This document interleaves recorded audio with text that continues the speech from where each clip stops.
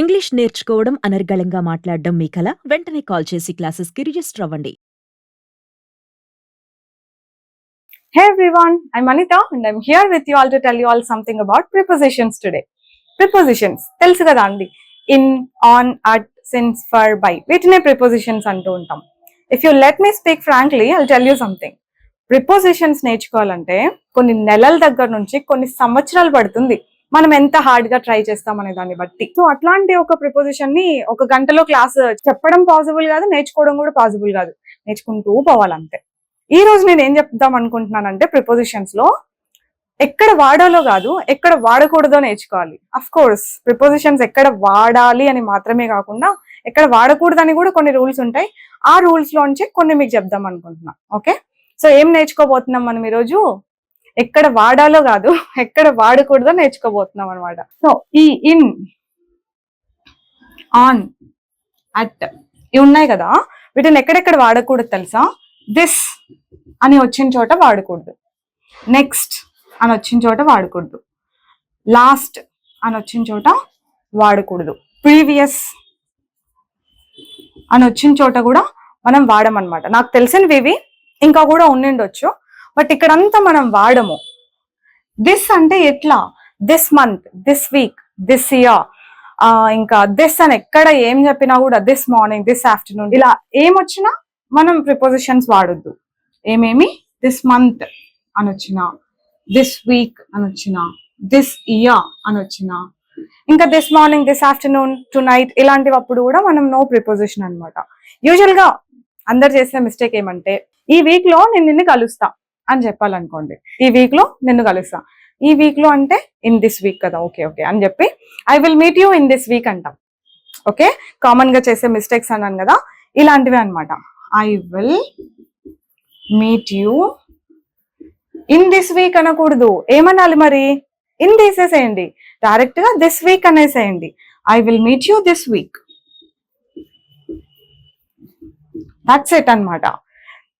నేను last week లో వాళ్ళకి పంపించాను మెయిల్ అనాలనుకోండి, I sent them a mail in the last వీకా. ఇప్పుడు చెప్పండి, లాస్ట్ వీక్ అంతే. I sent them a mail last week. నేను పోయిన సంవత్సరంలో ట్రిప్కి వెళ్ళాం, మేము పోయిన సంవత్సరంలో ట్రిప్కి వెళ్ళాం. ఎలా చెప్పాలి? We went on a trip last year, అంతే. No in last year, no on last year, ఓకేనా? లాస్ట్ ఇయర్ అంతే. నేను లాస్ట్ నైట్ పార్టీకి వెళ్ళాను, I went to a party last night, అంతేగాని అంతే అనమాట. సో ఇవి ఎక్కడ కనిపించినా, ఇన్ఫాక్ట్ నెక్స్ట్ ఉన్నప్పుడు, next month, next week, next year, last ఉన్నా, last month, last week, last year, ఇలా ఎప్పుడున్నా no in, no on, no at. Okay కదా? నేను ఈ రూల్ చెప్పుంటాను, చెప్పిన నెక్స్ట్ మినిటే ప్రిపోజిషన్స్ వాడకూడదు ఇలాంటి చోట అని చెప్పా. ఇన్ఫాక్ట్ ఏ ప్రిపోజిషన్స్ వాడకూడదు కూడా చెప్పా. ఇన్, ఆన్, అట్ అనేవి యూజ్ చేయమని చెప్పి.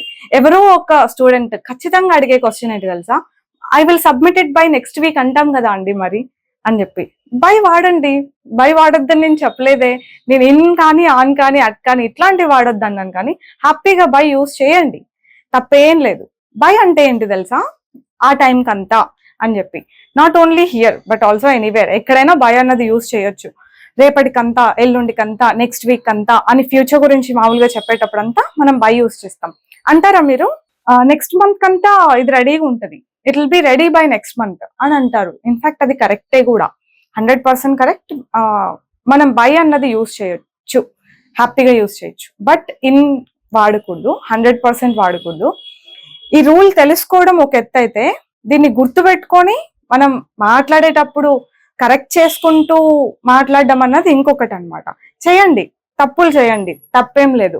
But after making a mistake we should be able to identify it, we should be able to correct it next time. ఇప్పుడు నేను, ఓకే ఇది విన్నారు మీరు, నెక్స్ట్ టైం మళ్ళీ I will meet you in next month అంటారు. Okay, ఇది గుర్తు రావాలి, ఇది గుర్తు రావాలంటే అంత కేర్ఫుల్ గా మీరు వినుండాలి.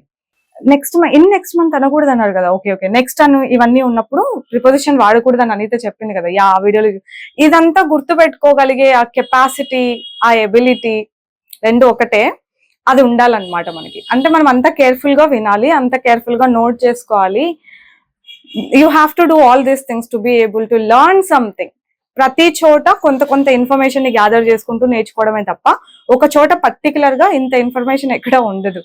దట్స్ ఇట్ ఫర్ టుడే అండి. This is all I wanted to say. By వాడండి కంఫర్టబుల్ గా, but not in or anything else. ఓకేనా? That's it for today. I'll see you next time. Bye. Take care.